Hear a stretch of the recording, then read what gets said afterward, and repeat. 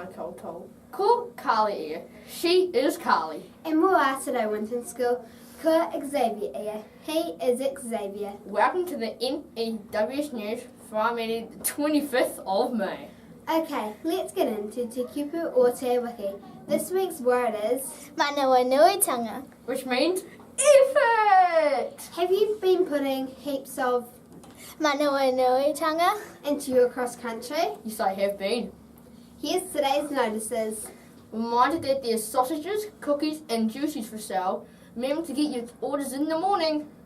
Kapa Haka Practice is on today and room 8 for seniors. Tuesdays is on today in the library for juniors from 12:45 until 1:05. Checkmate! A huge good luck to all of the speedy runners today doing cross country. Good luck! And if you missed any notices, you can play the news again or read all the notices in the text box below. And that's it for today from everyone here at the N.E.W.S news team. Ka kite popo. See you tomorrow. Hardy and stay sharp, WINTON School.